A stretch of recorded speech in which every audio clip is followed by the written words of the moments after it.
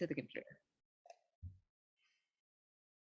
Hello and welcome. I am Kim Keen, host of the One of a Kind You podcast. I started this podcast to share my journey of my past self, a woman who was struggling with leaving her teaching career and adjusting to stay-at-home mom life, to help other women with their motherhood journeys so that they can make themselves a priority, let go, and not have to sacrifice.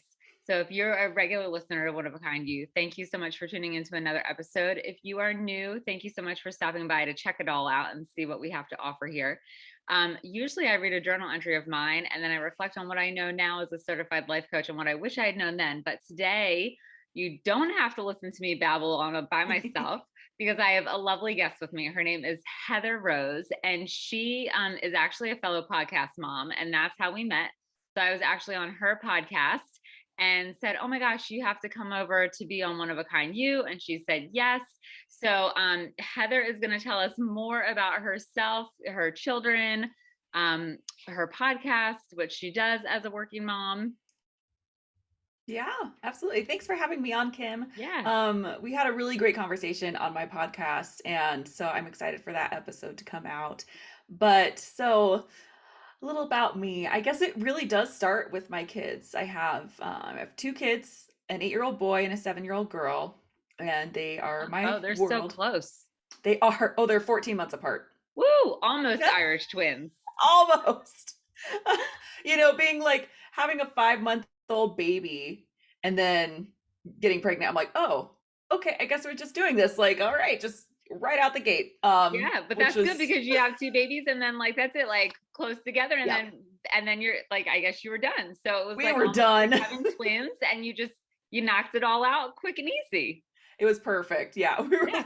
it was so funny because when my husband and I got married, he comes from a family of 6. Oh And wow. so, yeah, so he was like, I want like 6 kids. I'm like, how about 4? That's like a shorter number. And so once we had my son, we were like, okay, maybe 3, and then we had my daughter and we're like, nope, and we're done. Nope. Yeah, yeah. So I've never like I did not come. Well, I have lots of siblings, but they're step siblings, half siblings, and Yeah. so I never was the person who was like, yes, lots of kids. Like I have a friend when she only had one child, she was like, I want 9 kids. Like I want my own baseball team. And then now she Oh has my 2, gosh. and she's like, ugh, done. But I thought like, oh, like 2 is good, 1 for each hand, but like, oh, maybe if a third one happens. And then my mother-in-law said, because my husband is the youngest of 3, and she said she always felt like she was juggling, and there was Yeah. always that one ball hanging in the air, and she always felt like she was going like this because she didn't want to drop it. And then once she had that analogy, I was like, and no, 2, done. Right. I think we're good. And Yeah. we've got a boy and a girl. Like it just worked out well. And Yeah. it worked out well. But yeah, they're Yeah. very close in age, but they're really good buddies. And my so my plan was when we had these kids to stay at home and homeschool them. And that's like that. Both me and my husband were homeschooled when we were children, and we loved it.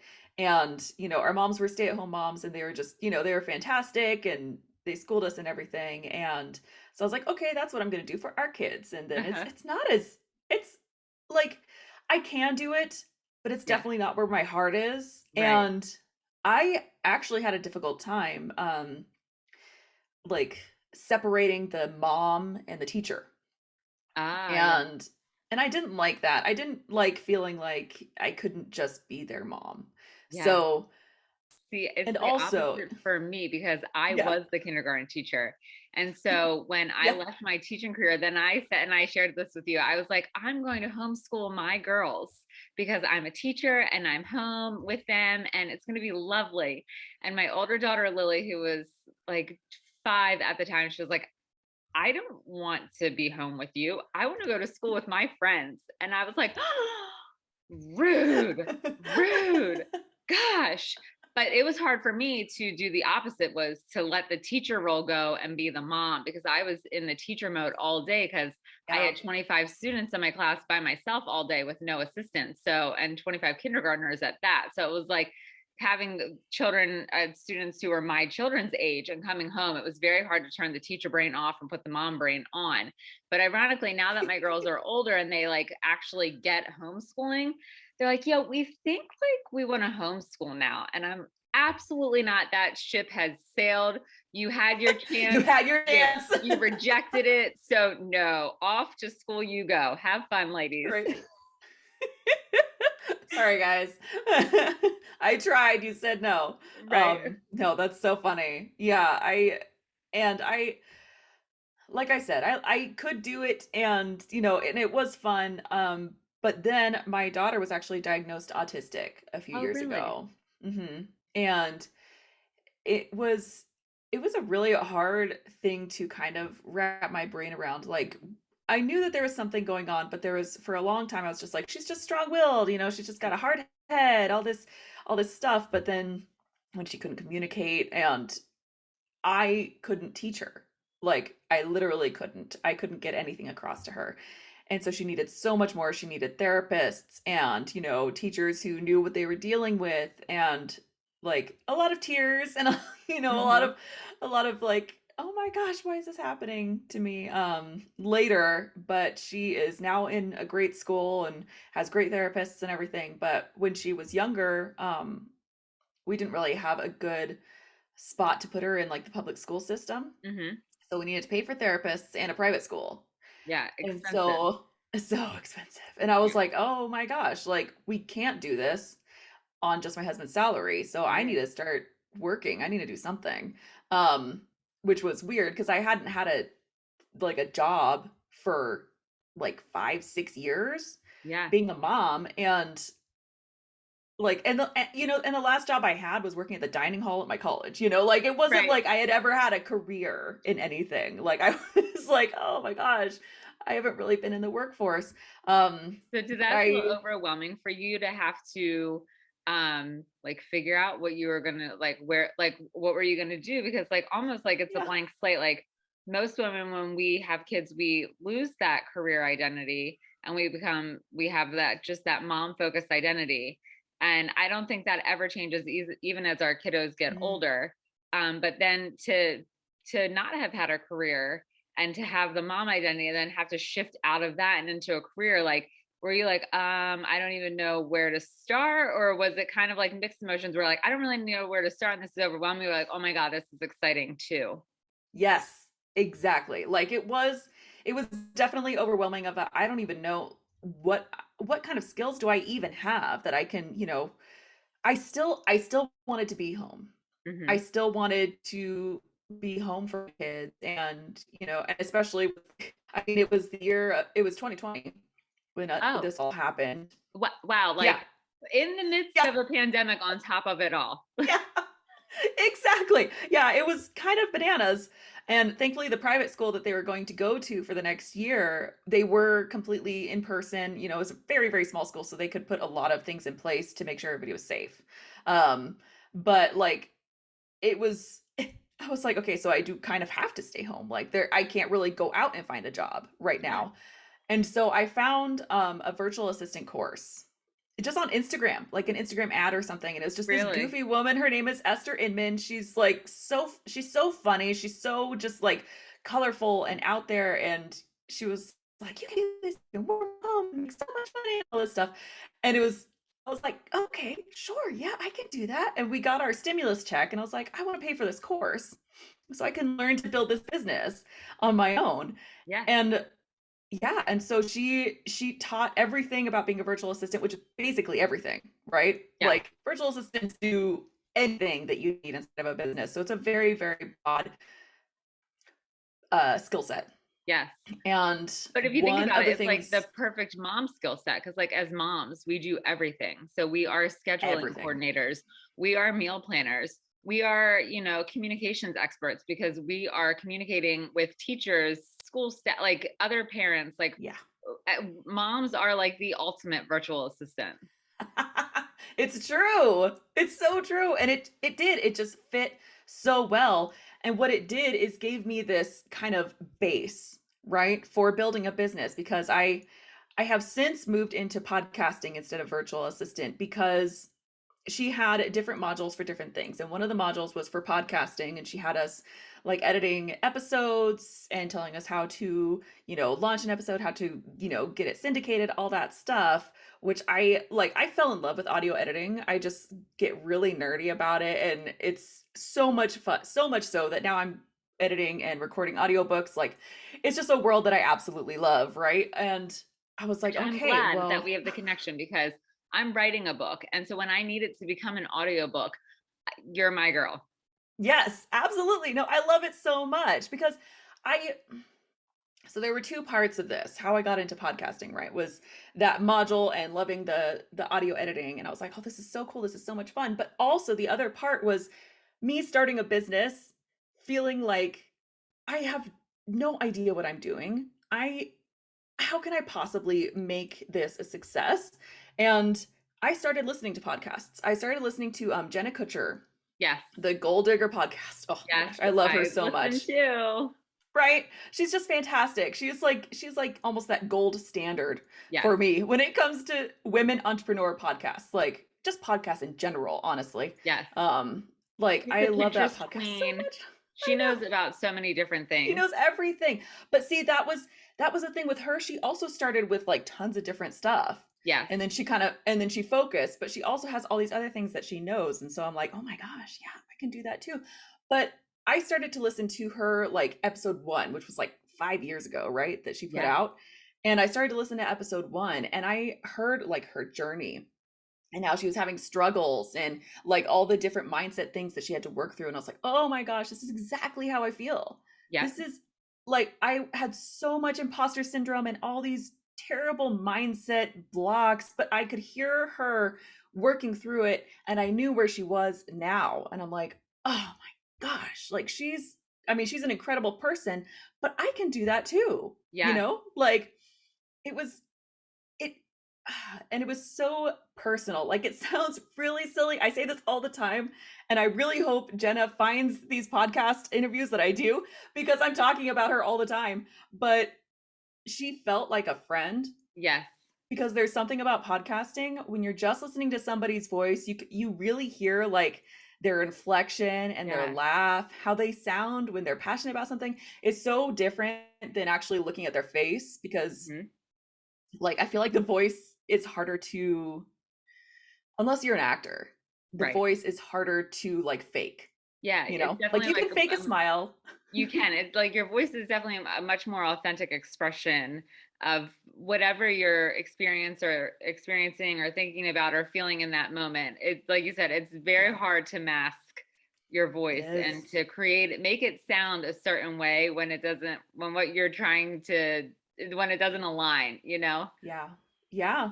And so I decided that that's what I wanted to do. I wanted to help other people start their own podcasts. And so I started the Mamas at Work podcast mostly as a way to teach myself like, okay, how does this actually look when you're a host, right? Like how does it work so I can actually tell my clients, well, these are the bumps you're going to have to go through, which I'm still learning. I mean, we're all still Yeah. learning about this, right? But it it became such a passion for me and I love being able to tell other people's stories through it. And so that's kind of like where I am now. Yeah. Yeah. And that's it's a journey because I've been podcasting. It'll be 2 years in August. So, and I feel like I'm Wow. still learning, and I just am a one woman show. So I just do it by myself, which is why I don't edit because that's where you and I differ. Editing is not fun. That does not, that when she's like, oh my God, I get all nerdy about it, and editing audio is so fun. I thought, like, Ugh. well, I'm glad she thinks it's fun because that's my worst nightmare come true. That's fair. No, a lot I like so many people. I mean, it is such a specific thing. So Yes. many people are like, "Oh, editing, gee whiz." Yeah, and I think it's just because usually technology and I are not friends, and like my husband's sitting over in the background, and he will vouch that so often something on my computer or the cell phone or something is not working, and I'm like clicking the button, and it's still not working, and I scream, "Pete, the computer's not working!" And then he comes in and he hits the same button I hit, and then it It miraculously works. works. And I'm like, well, are you kidding me right now? I just did that for the past 10 minutes. He's like, I don't know what to tell you. And so, He's like, "Did you?" yeah, right. And so I think that's why like the thought of even beginning to edit something is just like, no, I'm good. So when the dogs bark, I'm like, yep, that's Amazon's probably here. Sorry about that, guys. ladies, let's just Oh keep well. going. Yep, here we are, and it's an Amazon package day, or Yeah. UPS is here. So But see, that's also the amazing thing about podcasts is that I don't edit my podcast all that much either. You yeah. know, I started to, and then it was just I got too much in the weeds and it wasn't about the message. And Hmm. I want to really focus because I have these amazing, yeah, it's only an interview podcast, and so I have all these amazing women like yourself talking about their stories, and I want that to come across instead of just like, oh, how well edited that podcast is. Like, who cares how Yeah. well edited it is? The editing comes when, you're doing an audiobook, stuff like that. Like I can nerd out in editing with that, but with podcasting, it's so much more about the realness. Yeah. Yeah. And it's funny too because you said it's like a process, it's a journey. And I think that's like everything in life. So like Yeah. becoming a working mom, that was a process for you. That was a journey. And I'm sure it still continues to be a process and a journey as your kiddos grow up, but even just being a mom is a process and a journey.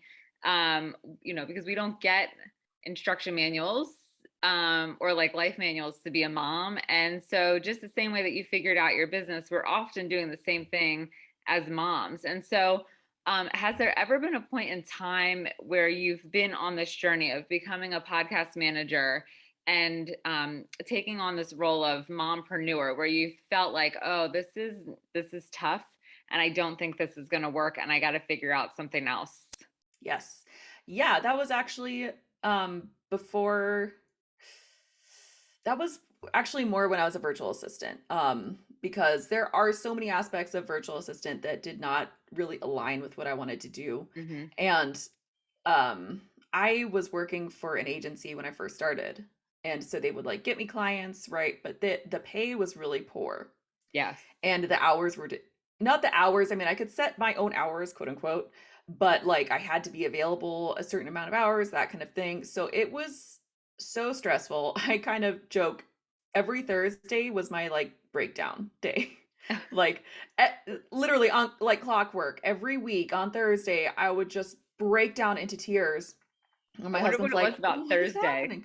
I don't know. I think it was just, Monday I'm like, "Okay, I got this. I can do this." Tuesday you're kind of coasting. Wednesday is like, "Oh, I'm halfway through." Then Thursday I would just fall. I would just like it was rough. It was every single Thursday. And so I finally like got up enough self-confidence to get out of that agency and it like go out and find my own clients, Hmm. which, I did. Like I went to a kind of a business building conference. I found all my new clients there.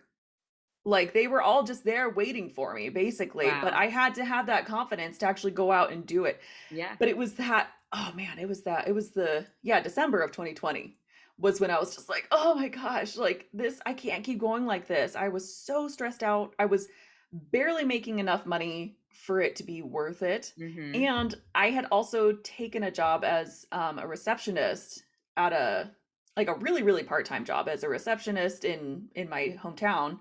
And like, so it was just constant struggle and it Yeah, was that's a lot so to hard. manage. Was as a receptionist in like in another business, you're now having to leave the house, which is what you said you didn't Yes. want to do, and you're still have to like still needing to find the time to service the clients that you have.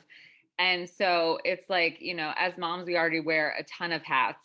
And Yep. then to add on those extra hats, and sometimes it's like the weight of the hats is crushing, and you're like, I don't think I can walk because the hats are wobbling, and you're like, oh gosh, it's like the Yeah. game Topple or whatever, like one, and then they all go. Yep. Yeah. So that was rough, but I found those new clients. I decided that I was going to go more into podcasting, but they were all there at a good time because they were virtual assistant clients, and I was like, I need to like build up more of my knowledge, more of my confidence before I go into podcasting. But are you okay with me being your assistant for now? And they're all like, yeah, sure. I just need an assistant. Like, go for it. And so that was a really good experience. I have now kind of like extricated myself from most of them. Hmm. There are a couple that I'm going to keep just because they're just great people. And Yeah. one of them is a nonprofit that works with deaf children, and it's just like, Oh, it's nice. um, or blind children. Sorry, I always switch it. It's blind children. Gee whiz, but like it's there are, there are certain things that I will still stick with, but getting this podcasting thing going has been really exciting for me. But yeah, you're talking about like how figuring out how this works because it's a journey, right? Like this is gonna, air possibly in July. It's gonna be summer. I have just this week informed all of my clients that I will not be working on Fridays and Tuesdays because I want to spend time with my kids because I know if I didn't make myself not work on certain days, I would work the entire summer Yes. and I would just lose that time with them. But that is something like last summer, I didn't have as much work as I do now. But last summer, I kind of did that and I kind of just missed things. I didn't see them all day. Like Mhm. I was just holed up here in my this is my bedroom. That's why I have this backdrop. Uh-huh. I was just holed up in here and I never saw them and I'm like, okay, well this has to look different because I can't have my kids on summer break and they never see me. Yes. Like that's not why I did this. Yeah. And I think we sometimes forget Yes. that we are entrepreneurs, we set our own hours and we decide how much we work. Yes. Like we forget that. So Yes. I have to force myself. Guilty of that as well. And Yeah. so same boat. So your kiddos are done school before mine. So this is my girls' last week of school. Next week, so the last week of May next week, they have off for Monday and Tuesday. And then Casey has her little awards ceremony. It's a 10 a.m. dismissal. Then Lily has her awards ceremony Thursday with a 10 a.m. dismissal. And then summer officially starts. So same thing I said to them, and they're not really willing to go to many camps this summer. And so before the pandemic, it was great. They were in summer camp. So that gave me specific time to do what I needed to do for my Yeah. business, for the house things, like, and then they were done at camp, and then I picked them up, and then we had the afternoon. But then the pandemic hit, and they're like, yeah, we're not really feeling camp. And I'm like, oh, because you two got so spoiled with having to not get up early, not getting dressed if you didn't want to, and like basically just running the show. So, Yep.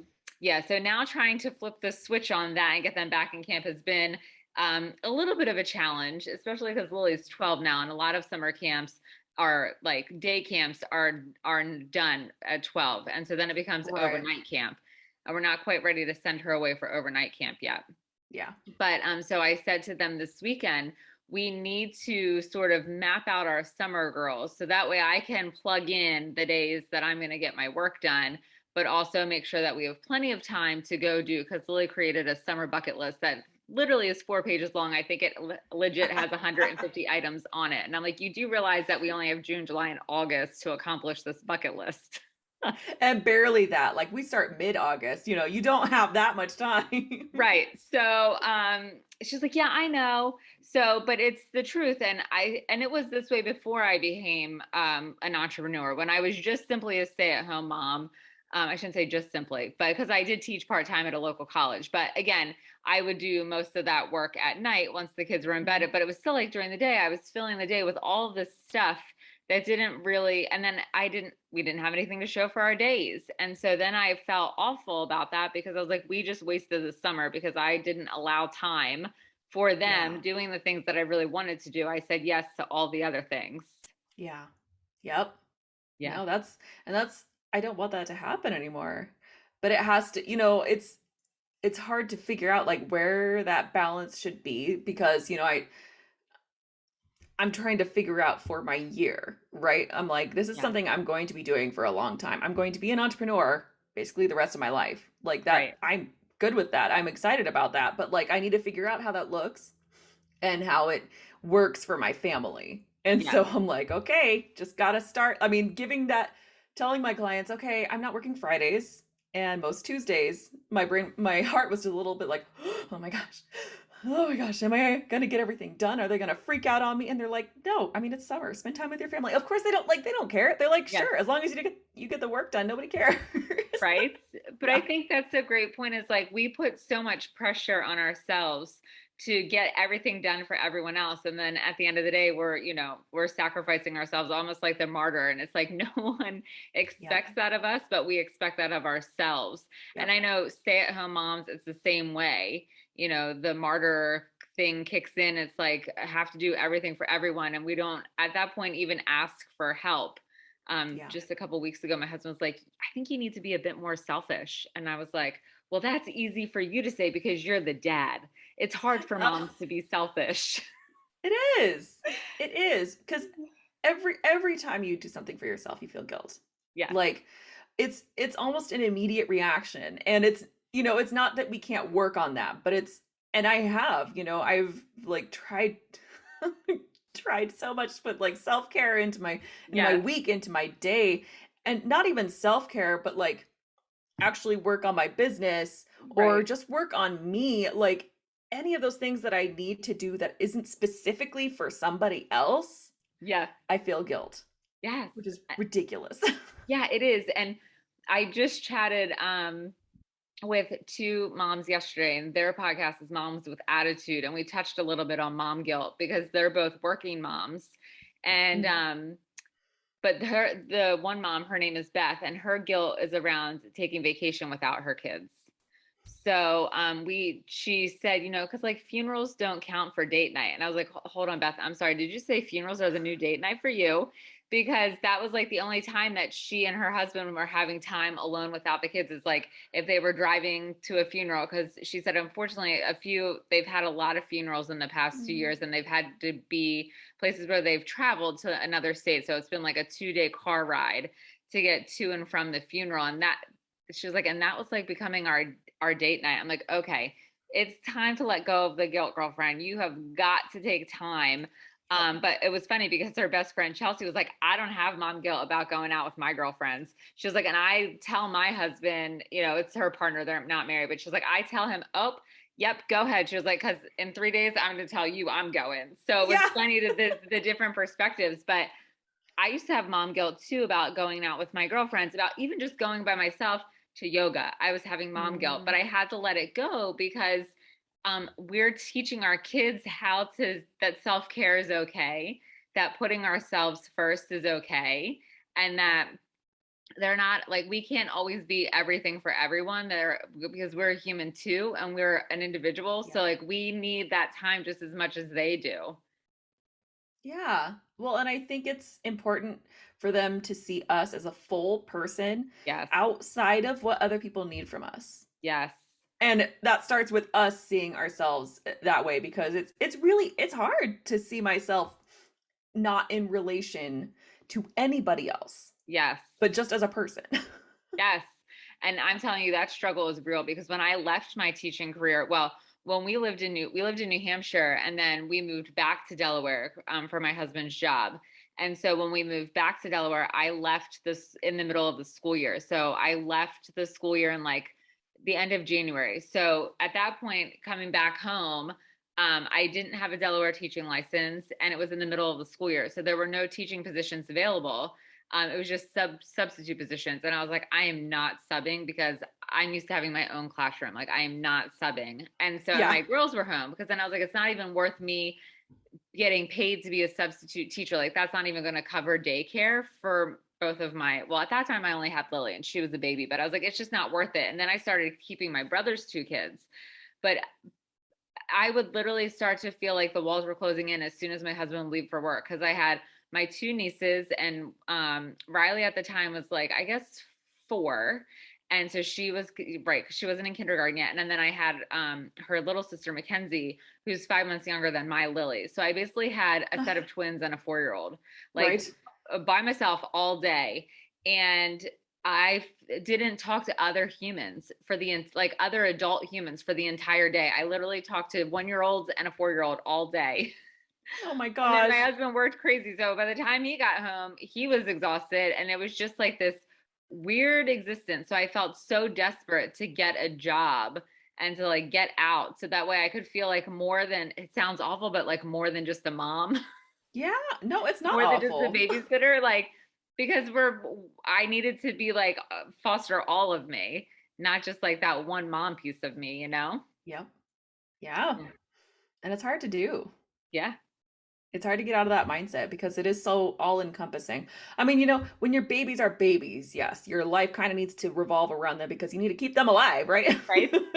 But they start to grow up, they start to become their own people, and you can't revolve your life around them Right. anymore. Like you have to start to focus on something else, Yes. and it should be yourself because you need to foster your relationship with yourself again and know like who you are as a Mhm. person, and that will make all the relationships in your life better with your children, with your husband, with your work.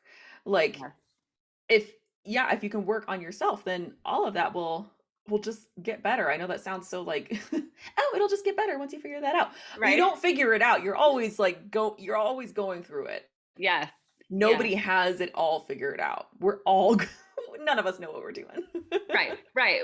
It's a constant journey, and I think that that's the part of it is just allowing yourself the space to try and figure it out, or to just say like, okay, this isn't quite right, and so let me pivot, let me make a change because that's been the other struggle. So leaving my Mhm. teaching career, I was like, oh my gosh, I'm going to be a teacher, and the plan was like for me in my own mind, I was like, I'm just going to be a year, I'm just going to take a year off. It's just going to be like a little year long sabbatical so I can get unburnt out, and then I'll go back to being a teacher, and that burnout phase still is there. So it's like Yeah. that chapter of life has closed because now I just teach in other ways that's not restricted to an elementary school classroom. But so then I was like, oh, I think, I'm happy to sub at my girls' school. And I did that for a while. And I was like, yeah, nope, that's not it. And I was still teaching at the university. And I was like, no, that's not it. And then I am a dog trainer. And I'm like, yeah, I think I like doing, dog obedience with my own dogs better than helping other people with their dogs. Yeah. It was just, and it was more of like, it was a Saturday morning. So then, like, my whole Saturday was eaten up because by the time I drove to obedience, did the class, drove home, it impacted what we could do together as a family. But don't get me Yeah. wrong, I love training the dogs. So when I go back and help out with the class, I'm like, oh, this is fun because I'm like the dog auntie, and I get to love all of the dogs and get them all riled up and then give them back to their owner and be like, okay, now teach them how to sit, teach them how to come. Good luck. Good luck with that. So, but it was like this constant evolution. And there's times, even now as an entrepreneur, as a life coach, I'm like, it's hard. I don't know how long I'm going to do this, but I love it so much that I'm like, I'll keep doing it because Yeah. it allows me to be that whole person and be available for my kids. And it helps me to be a better mom, a better wife, a better person in general. So it's like just Yeah. giving yourself this space to just be willing to try something and figuring out. And if it doesn't work or it doesn't feel quite right, that's okay too. And not beating yourself up for it. Yeah. Well, and I think there's so much freedom in having that entrepreneur life because you can adjust. I was a virtual assistant, it was driving me bananas. And so now I'm going into podcasting. Like you can shift. They like people tell you you have to focus in on what you're going to do. Sure, yeah, because you need to know if you like that or not. Right. What if you get into something that you focused on, like, the kids that go to college and get a degree and they're like, actually, I hate this. Yes. You dive into something and you're like, actually, this isn't for me. Adjust. Like Yes. you can change and like it will be okay. It'll be stressful and you'll feel like you're never getting anywhere, but you will. But you have to like, but you have to know yourself. Yes. You have to pay attention to yourself because you're not going to know when you're burning out unless you're paying attention. Right. And that was the thing. Like, I mean, I knew as a teacher I was burning out, but I was in such denial about it because that was all I ever wanted to be was a teacher. And it wasn't until my husband was like, okay, I'm just going to say this, but you're not going back next year. And I was like, what? Nice. Like, what am I supposed to do? What? Yes, I am. Like, he was like, no, no, you're not. Because you're miserable and it's making all of us miserable. So the answer is no. You will have to find something else, or you'll have to find a different school to go to. And putting in my notice, it was like ugly face crying, like snotting all Oh. over. It was really pathetic. Looking back on it now, how I like was sobbing to the principal, handing in my resignation letter.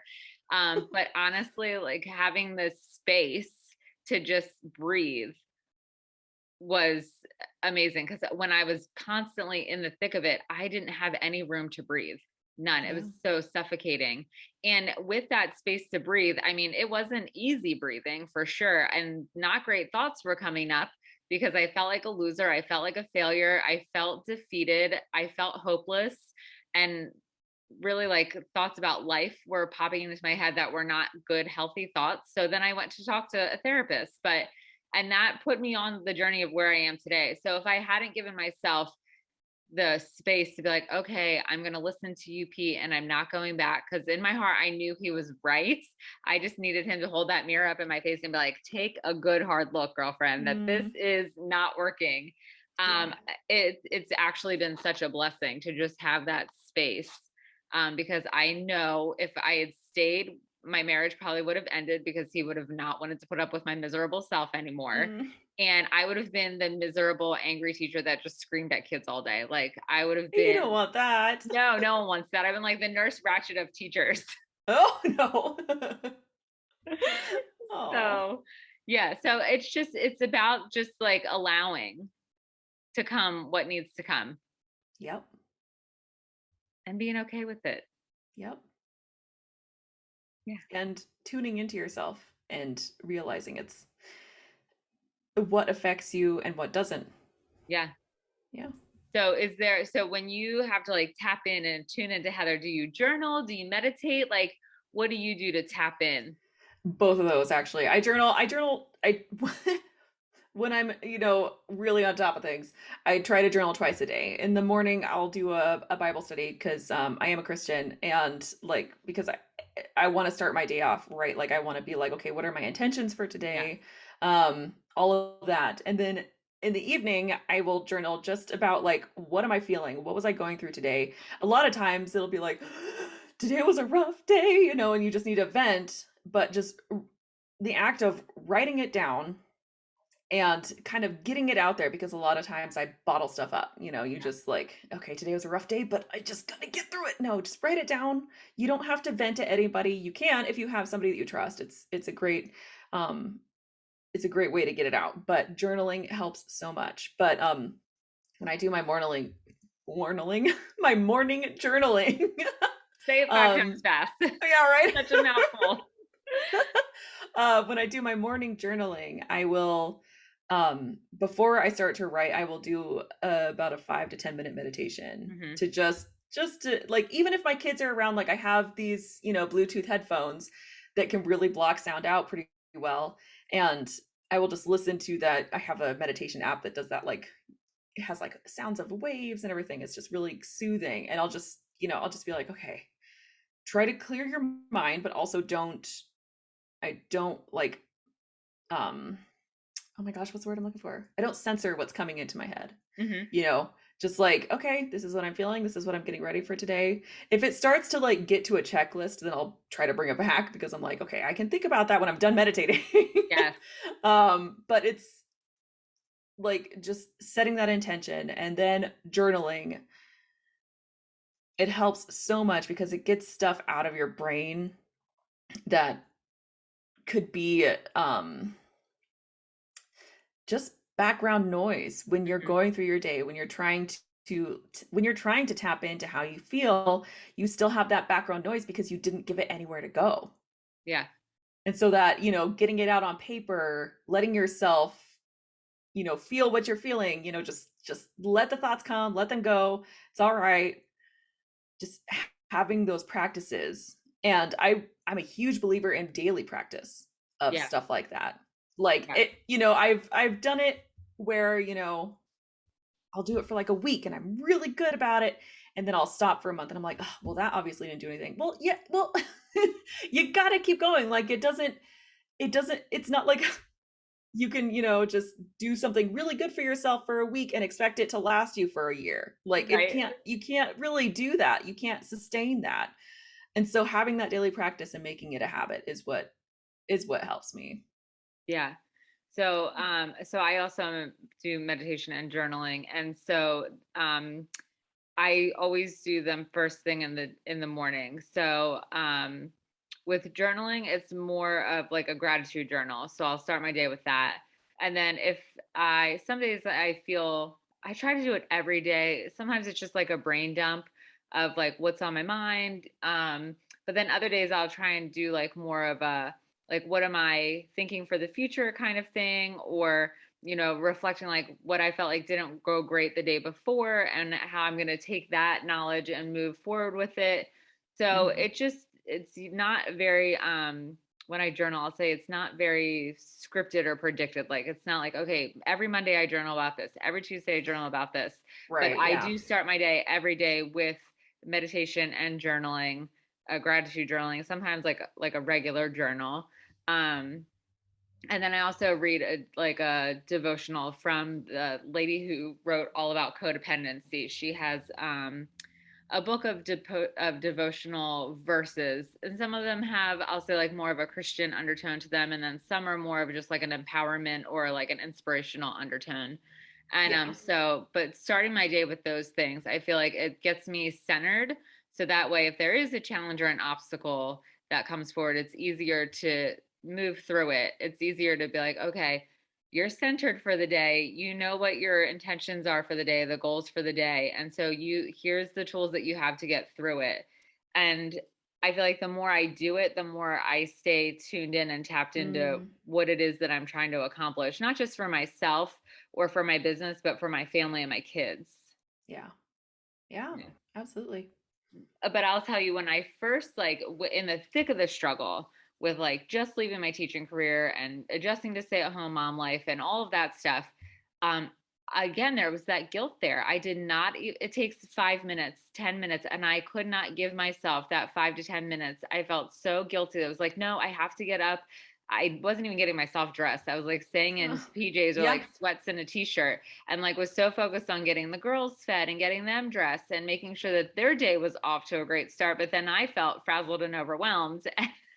That didn't make for a helpful mom. So then I No. was angry and tired and resentful. So I had to realize that if I'm not getting myself ready first, then I can't really focus on them for the rest of the day, because then I feel Yeah. like I'm always playing catch up. So it was like I had to change. And I had to start just like 2 minute meditations and then build up to 5 minute meditation, then 10 minute meditation. And then I was more about journaling at night. So I was starting the day with meditating and then I was journaling at night. And then it got to the point where I felt comfortable enough and I was good at making time for both things in the morning. But it was starting small because I knew that if I tried to do too much at once, it wasn't going to happen. Yeah. You can't sustain that because if you haven't made room for one small thing, you can't make room for a bunch of little things that add up to a big thing. Right, right. Yeah. Yeah. So I think that your journey is amazing. I Thank think you. it's awesome that you were willing to just be like, okay, something's got to give. And I'm going to pivot. I'm going to figure it out, and just being willing to go, like, buckle up and go for the ride, and Yeah. just saying, like, whatever is going to come is going to come. And that's what's meant for me. And this journey, I think, is great. And really giving yourself permission to do it, to have the confidence to take the leap, and then to have the confidence to pivot when you knew that what you had picked first wasn't really quite right. Yeah. Well, and for your listeners, like it's not easy. You No. know, it's like that doesn't come easily to most everyone. Though that confidence, that decision, making those decisions, it doesn't come easy, but you have to start it somewhere and it will get easier. And just yeah, like we've been talking about this whole time, make time for yourself so you can pay attention to how you're feeling, and those decisions will be easier because you'll know that they are right for you.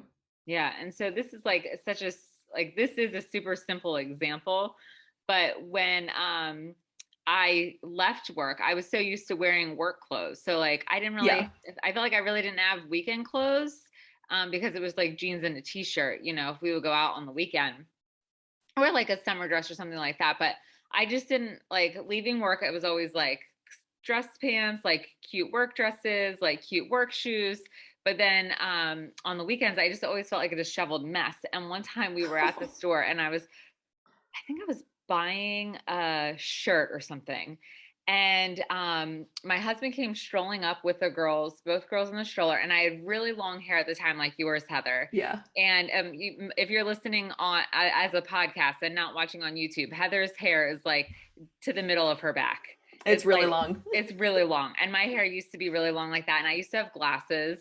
And so I like had just like a plain long sleeve t-shirt on, like not fashionable jeans, like mom sneakers, Mom like old jeans. Yeah. lady mom, yeah, like totally. And the girl checking me out was probably like 20. So she was a good 10 to 15 years younger than me. And so she saw my husband walk up and I said, "Oh, Pete, I'm almost done checking out." And she was like, "Who's that?" I said, "That's my husband." And she's like, "Oh, I would have never guessed because you look like you should be on Wall Street and he looks like he should be in college." I was mortified. I thought I was going to throw up all over the floor. So that was one of the things when I was in therapy. Like, I think I was in therapy at the time. I cried in the therapist's office Oh, because of that. I was like, I look old. I looked washed up, whatever, whatever, whatever. And I was like, but I didn't even know, like, I couldn't even decide what clothes to wear to yeah. not feel that way. And so it was just overwhelming because I felt like I had to create a whole new wardrobe going from workwear 5 days a week and sweats on the weekend to like casual wear. And so she was like, just pick one garment, one Mhm. type of garment that you want to wear that you feel would like make you look like a fun young mom. And I chose ripped up jeans. And that was like such a stretch because like growing up, my grandmother would take me clothes shopping for Christmas and birthdays and stuff. And I would want ripped up jeans. And she was like, we're not paying for jeans that are already ripped up. Like Right. we're not doing that. What, And have they been used for 5 years? right. So I was like, okay, so out of my comfort zone, but I'm gonna do like I'm gonna get one pair of ripped up jeans, and I'll still wear them with my ratty t-shirts, but I'm gonna get one See pair how of you ripped up feel. jeans and see how I feel. And it was those small things, like starting small. It was like that one small thing to make that kind of a decision was literally where I had to start because if I tried to do anything more than that, it felt way too overwhelming, way too Yep. overwhelming. So just start with one small decision to help build your confidence to show that you can make the decision, and even if it doesn't work the first time you can always pivot and change, but just start small with making decisions to gain that confidence. Yeah, absolutely. It takes those little things, but it is, think about those moments like you had in the grocery store. Think about those moments that made you kind of break. Yes. And what's one small thing that would have made that moment a little better, you Yes. know? Yeah. Teaching that I girl love that that she it's ripped up never jeans. I yeah. bet you look so cute in ripped up jeans. And now ironically enough I don't even think I have a pair of ripped up jeans. um It's just what you needed at that It moment. was just what I needed at that moment. Not that I'm opposed to ripped up jeans. Yeah. But yeah, and so what I really should have done is been like actually teach the girl like a 20 something that it's not polite to tell a woman, regardless of her age, that she looks like she's old enough to be on Wall Street. Right? Like, no. No. And then her Like, husband looks too young for her. Like, no, right. no, don't do that. Yeah. And ironically, my husband is 6 months older. So I'm like, if anything, and here's the funny part was that I had jeans and sneakers and a long sleeve t-shirt on with my hair pulled up. He was in track pants and a t-shirt too. So it wasn't even like he was dressed to the nines. Like he Yeah. looked even more casual than I did. But Yeah. I was like, wow, that's great. Thanks so much, cashier. Like, so, oh my gosh. Yeah. So that's a silly example, but also it's Yeah. like super relevant because it's like literally just start small with, because trying to make too many decisions feels overwhelming. So just starting with one small decision, and a decision for yourself, not Yeah. for something else or someone else, but a decision for yourself. Yeah. Yeah. Yeah. Love it. For me, it's a tiny bit of makeup. I Yes. didn't wear makeup for like 8 years, right? Wow, that's a And long then I time. started to yeah, and then I started to get on these Zoom calls, and it's fine. Like my face is clean and like all Yeah. that. I'm like, You so have I'm very beautiful skin. grateful. Oh, thank you. I'm Yeah. grateful for that time that I didn't wear makeup for a long time. But now, and so I was like, oh, I just don't want to wear makeup. It takes too much time. But I found this one little thing, a couple things that work. It's just a little bit of mascara just to make my eyes look a little bit bigger, Yes. give me a little bit of blush. Like, it's just a little bit. It takes me 2 minutes. Because during those 8 years, I'm like, I just don't have the time. I do have the time for 2 minutes of Yes. makeup. And then I feel good about my face. I'm not putting tons of stuff on it because I just, I don't roll that way. I don't have any issues with it. I just, I have no idea what I would do with like foundation. But, like, Well, it's just that now if little you want to bit. learn foundation, just go to TikTok, Heather, because there are Oh, yeah. tons of makeup application videos on TikTok. You could get Yeah. lost for days. I in love makeup watching the tutorials. ones. Yeah, I love watching the ones where they like have and they just like pour it on their face and it's like dripping down. They're just like smearing it everywhere. It always cracks me up. I'm like, you guys Right? look amazing. You're doing so good. I love Right? And it. I'm like, oh my gosh, how does their skin like, how do they not just have like a face full of acne with all that I know. makeup? I But know. I guess You that's a do young you, person's man. skin, Yeah, it not mom's skin. is. No. Oh Oh man. my gosh. Yeah. It's been so lovely chatting. I feel like we You could chat for too. years and years and years. We really could. Yeah. So we'll have to like I'll have to have you on again as you Yep. continue on your podcast journey and your audiobook editing journey so you can keep us filled in. It's Yeah. been lovely. So if you have found this episode helpful, please feel free to share it with a friend because the more the merrier. And if you'd be so kind to leave a review, it would be greatly appreciated because I take the time to read all the reviews to ensure that this podcast continues to be a place of support and guidance and really a one-stop resource because let's face it, us moms have to stick together. So thank you so much for tuning in and we will see you next week.